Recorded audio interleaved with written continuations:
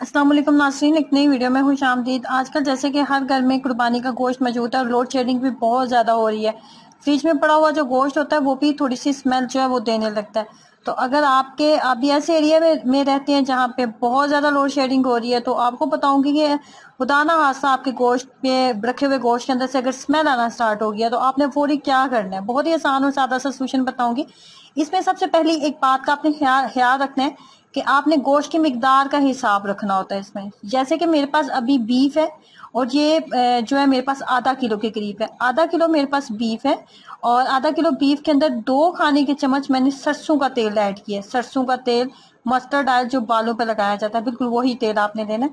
2 खाने के चम्मच सरसों का तेल आपने लिया। उसके बाद आपने क्या करना है कि इसको अच्छे से आपने इस तरीके से इसके ऊपर लगा देना है। अगर 1 किलो गोश्त है तो उसकी मिकदार आप 4 खाने के चम्मच सरसों का तेल रखेंगे। उसके बाद आपने 1 घंटे के लिए लगा के छोड़ देना है इसको। 1 घंटे के बाद आपने क्या करना है, आपने लेना है पानी।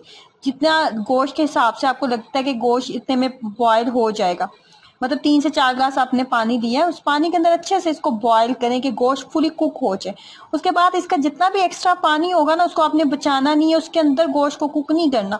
उस पानी तमाम को आपने गिरा देना है, पानी को जाया कर दें।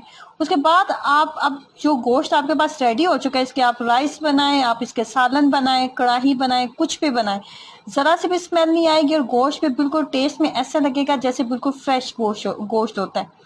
तो बहुत ही आसान और सादा सी टिप है। अगर गोश्त में खुदा ना खास्ता स्मेल आने लगी है तो उसको फेंके नहीं, उसको इस तरीके से आप फ्रेश कर सकते हैं। ट्राई करें और अपना एक्सपीरियंस शेयर कीजिएगा। अल्लाह हाफिज।